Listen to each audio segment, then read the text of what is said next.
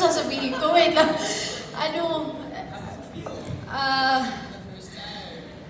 First time mo kasi namin mapanood, kaming apat, maliban kay Direk. Hindi ko alam. Oo, parang may naiwang bukas. Ganun ba, di ba? Oo.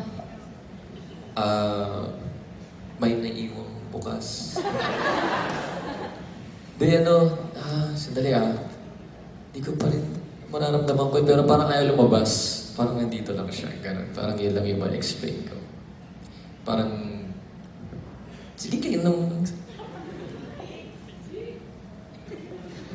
Wala akong masabi. Pare-pareho tayong iniisip. Madami ko rin tanong. So, direct kayo na naman. Ako din maraming tanong. Ako na yun.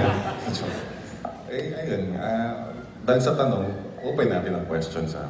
Alright. Okay, so... Film. Actually, it was, of course, Perty Brillas. Because Perty Brillas here, my co-writer. There you go. Ang daya mo, dapat di ko sumasagot nito. No, ito sa creative choice. Tayo's Huling Buwan ng Taon to begin with, when I started writing the whole script, I meant to create a loop. I wanted to create a loop na umiikot lang na umiikot lagi yung mga nangyayari, nagmi-mirror lang lagi yung mga nangyayari. That orbit is a theme, gravity is a theme.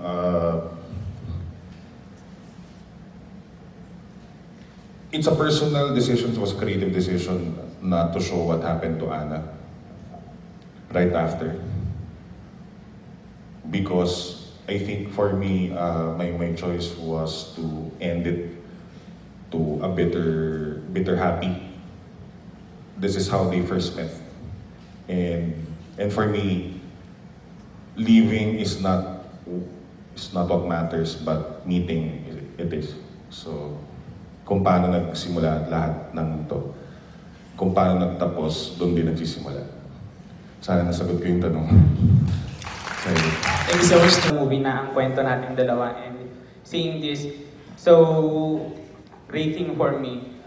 And as a personal opinion po, lalo po kay Sir Nicco and kay Ma'am Vera, sa tingin niyo po ba, by somehow or may pwede bang magkabalikan or mag-meet ulit si Sam at si Isa?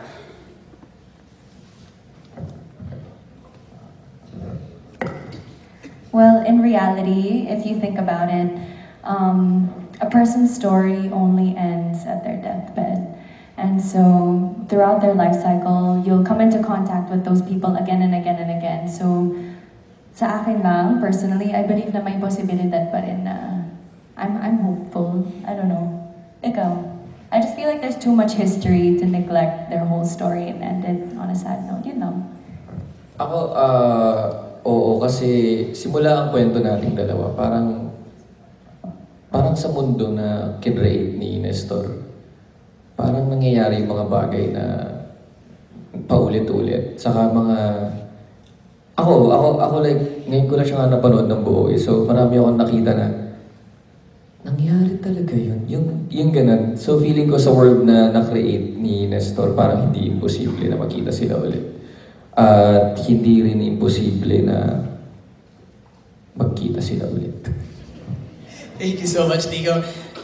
Opinion of each one on stage.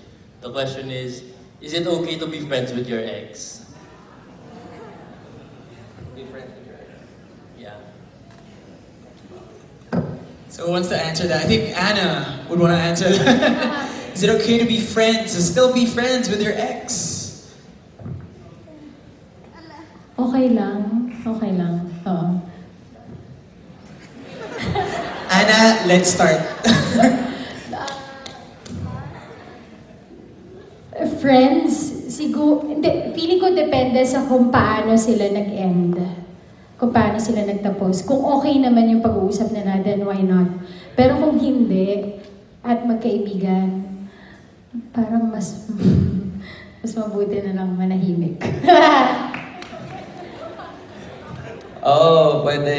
Depende kung nagkasakitan kayo, ganun. Kasi times heals all wounds. So, Remember that. Quote that and use the hashtag tayo premiere night.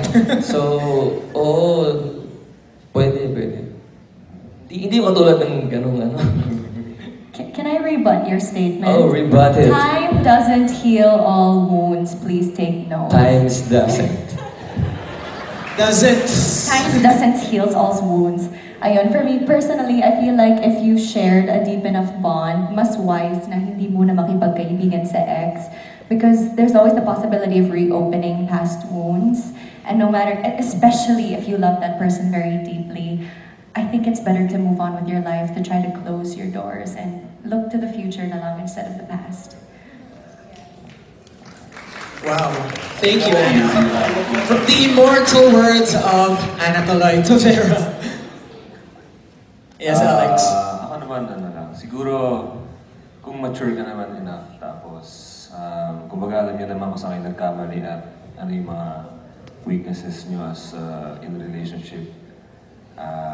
Okay lang maging magkaibigan as long as alam niyo yung boundaries niyo. Kumbaga, mature na kayo eh. So, yun lang yung take ko lang. Let's get all the feels from Direk. Tao naman kayo, bakit hindi naman kayo pwede maging magkaibigan? Pero kung sa tingin yung ang showbiz nitong mga ganito. Pero, in all honesty, why not? It's possible. I mean, there's 7 billion people in the world, why not? Okay, all the way from the back, hello there. Sobrang congrats. Maraming salamat. Sobrang congrats. Tatanong ko lang. Lapit ka po, Direk. Ayoko, nahiya ako. Lapit kami sa honey. Habang nagtatanong ka, naglalakad ka po sana, Direk. Ha? Yan. O nahihiya pa ako nang lagay na ito. Si Direk Dwayne ng Hypothalamus. Thank you for being here, Direk. Salamat po. Nakagaling yung book mo. Itatanong ko lang, kasi di ba lagi mo sinasabing hindi mo naman plinano talaga yung unang pelikula. Tapos, gusto ko lang malaman kung saan nanggaling yung desisyon para gawan siya ng part 2. And why? Yan. I think, for the sake na rin ng mga hindi talaga alam yung background ng pelikula, we're coming from ang kwento natin dalawa. It was a student project. I was taking my master's. Yun yung project ko for directing. And to begin with, short film siya. Tapos, nung nag-edit, naging full length. Hindi ko alam kung bakit. Tapos, yung teacher ko yung may pakana na parang sumali ka kaya sa world premieres ng FDCP. Then we got in for world premieres back in 2015. Then we got more platforms, we got invited.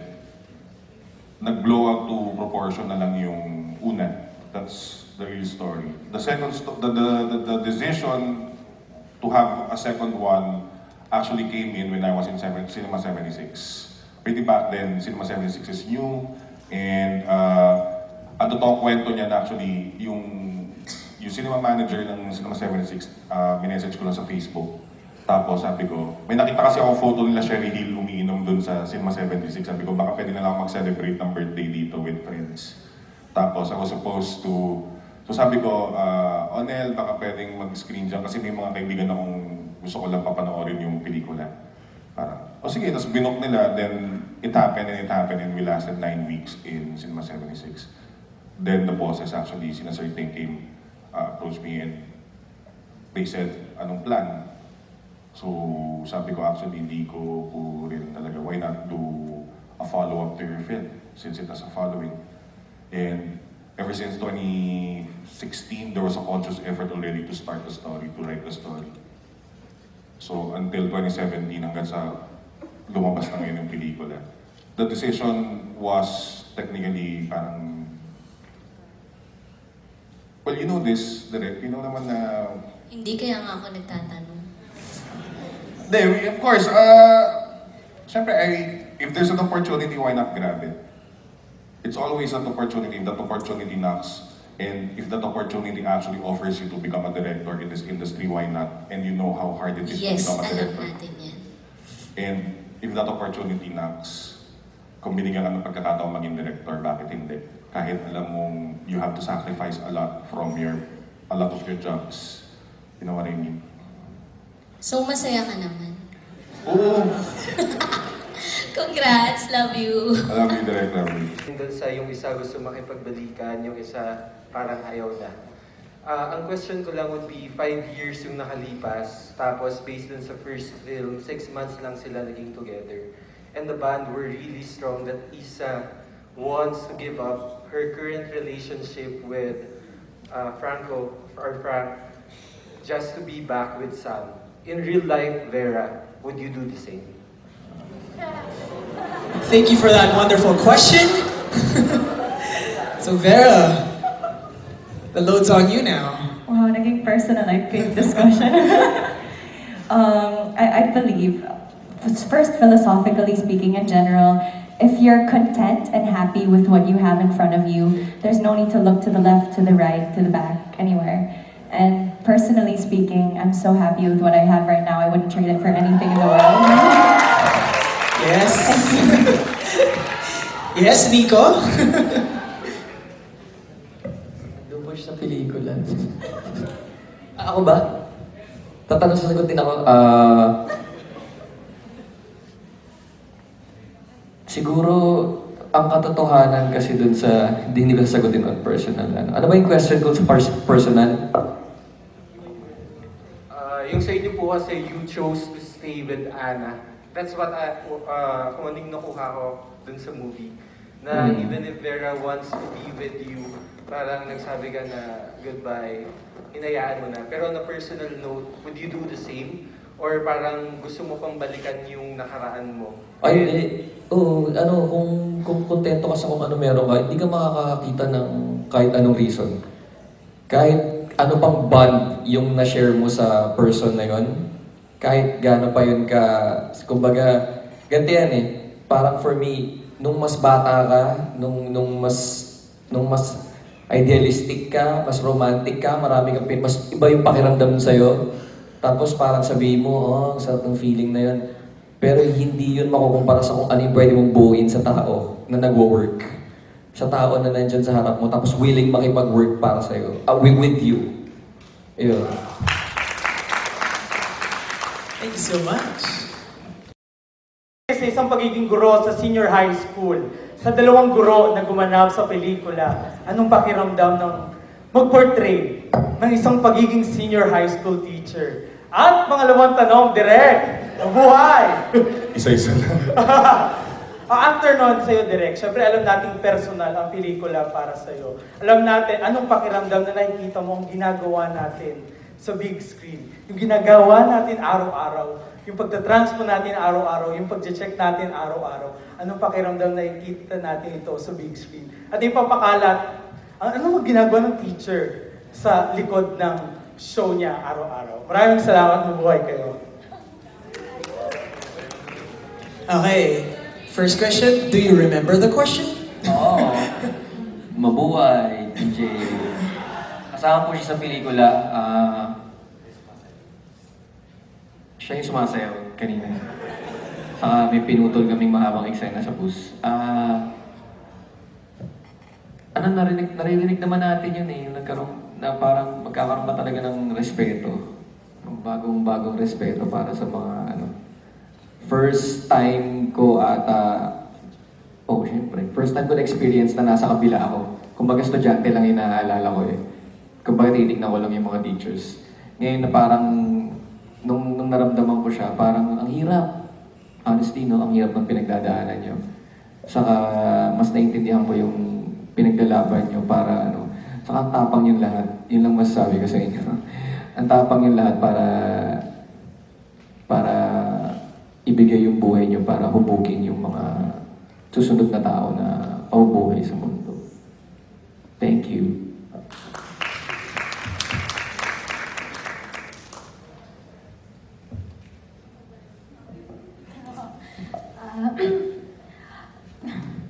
Bale, ako ay pangatlong beses ko na mag-portray ng pagiging guro. Una sa maestra, sunod sa teacher ako dun. Parang sunod-sunod na pelikula kung ginawa ko, lagi akong guro. Siguro, kahit umaarte ka lang, ang sarap na magbigay ka kahit sa screen lang, ang sarap na ibigay na bilang tao, ang sarap ibahagi kung anong meron ka dun sa taong tinuturuan mo. Parang kung para sa yung fulfilling na rin yun. Yeah.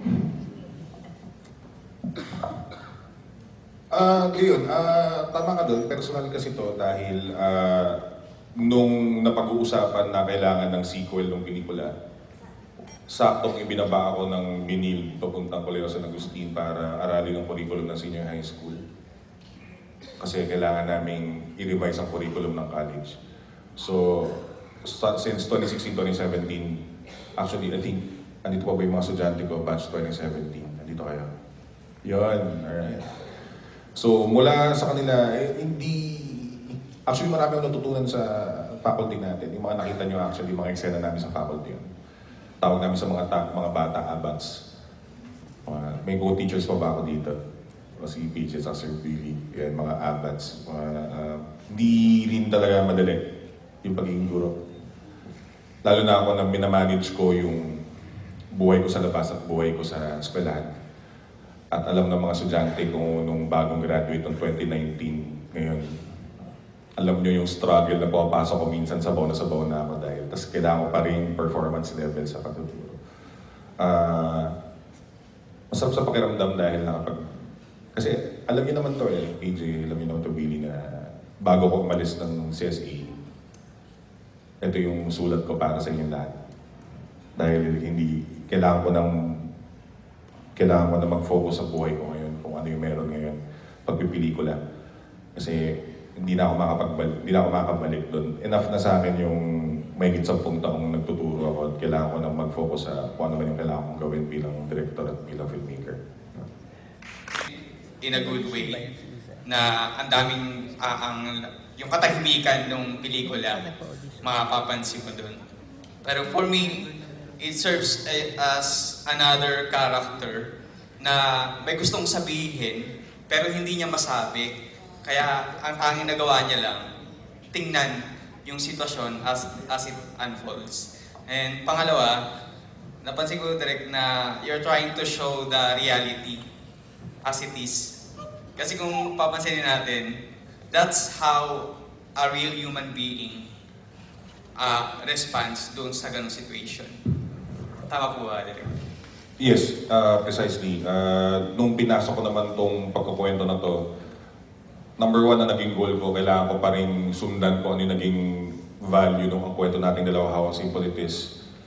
And as for tayo, I just don't know how to depict people in films unless I know these people.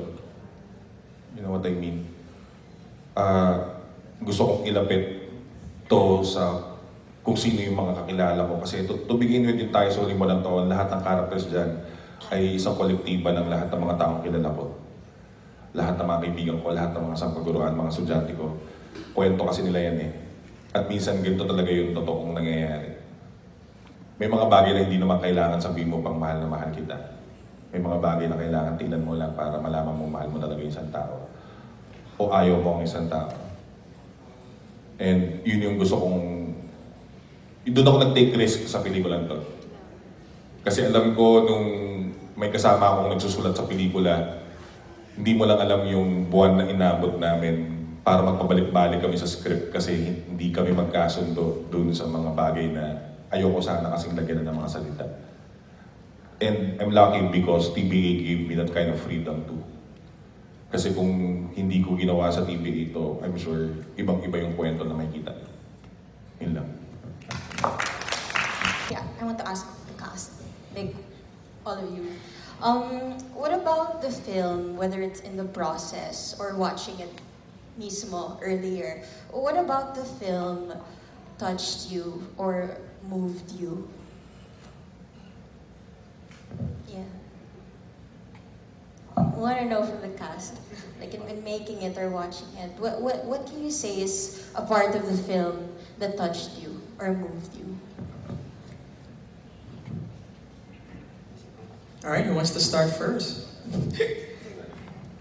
Ako, I think, the way that directness did it, it's it's the whole film, hindi siya. It's just one scene. You have to watch it. Yung buo talaga just to get what he's trying to say. But if there's a scene that would really strike me as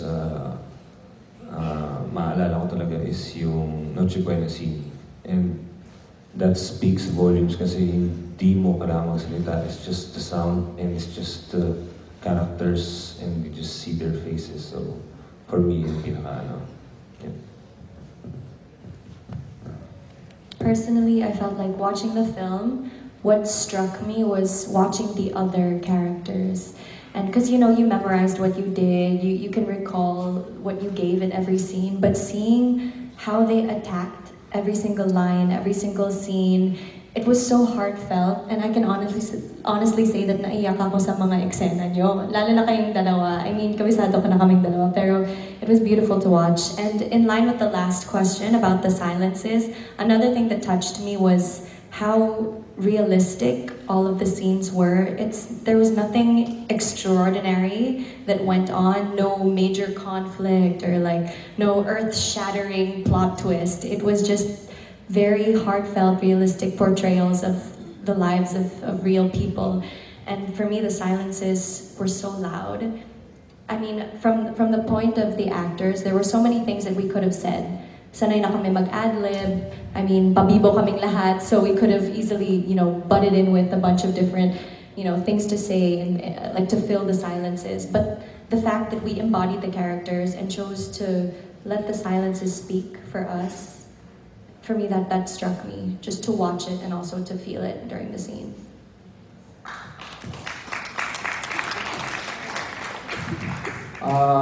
Di ko alam kung touch yung tamang word, pero siguro na-affect ako na totoo na masayang-masaya ako na nakita ko na sobrang totoo yung mga eksena kasi we really worked hard na pagmukain siyang natural lang na lang nangyayari na parang sinisilip mo lang yung buhay ng mga tao.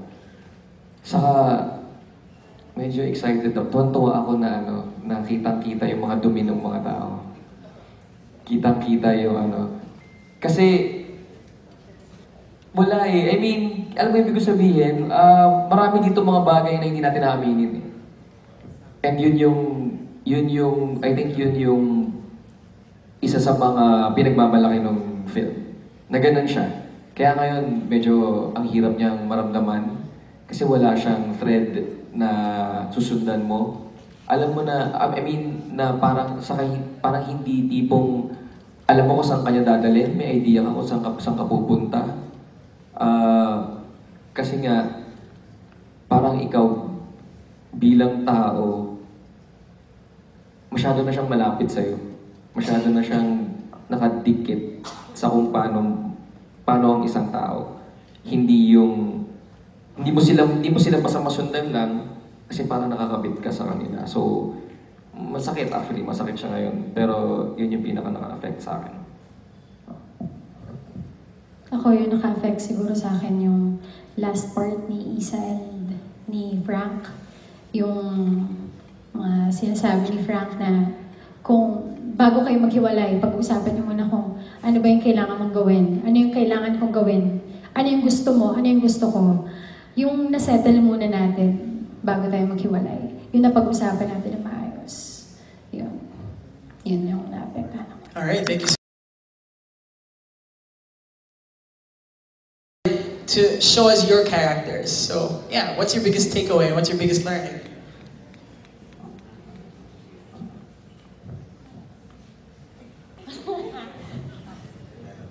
Kayo mo yan, Anna. If you guys agree, Anna, I think, was, as she introduced herself, she was the most lovable character, right? She was smart, she loves her parents, her grandfather.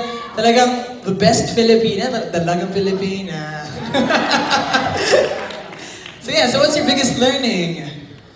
Unahin natin yung sarili natin, oo. At kung ano mang dumating sa buhay natin na mapagdaanan natin, i-consider natin siya as lesson.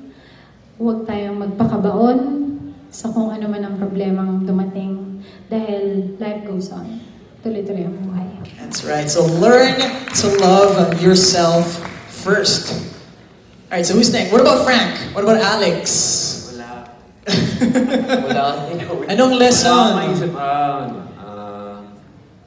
More so, ako naman kasi every time gagawa ng any project, yung experience on screen is syempre yun na yung pinaka main point. Pero I love it so much nung pag behind the scenes. You know, you bond, you get to know yung mga tao na you would want to work for more in the future and whatever, kung mag-hangout or ano. So, ang daming na-open up na mga bagay and it made me realize maraming bagay. Dahil sa tayo pakulay ako mo. Hindi, joke. Pero yun, more so than yung talaga behind the scenes, yung na-build mong bond with directors, with the cast and the crew. Priceless yun for me. So, yun. Okay, thank you, Alex. Be good, do good. Always. Alright, what about from Nicco? Ako, hirap pa. Hindi madaling gumawa ng ganitong pelikula kasi sana nakita nyo na binigay namin yung buo at sobra-sobra pa ng mga sarili namin dun sa pelikula. Ang takeaway ko, honestly, is mas lalo ako mahirap siya. I mean, hindi pa natin alam kung anong mga reaction nyo. Hindi ko pa makita sa mga mukha nyo. Pero,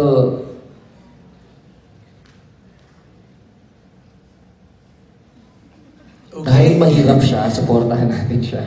Supportahan natin yung pelikula. Actually, pinag-usapan namin to ni Nestor pelikula. Actually, hindi lang kami ang supportahan nyo. Supportahan nyo yung mga pelikula na kasabay namin kasi si Thanos nga yung kalaban namin. So, pakitulungan kami kung nagustuhan nyo. Kung hindi nyo nagustuhan, usap tayo. Hindi, ayun.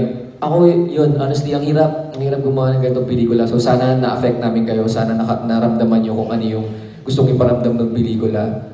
At sana manood ulit kayo sa May 8 onwards.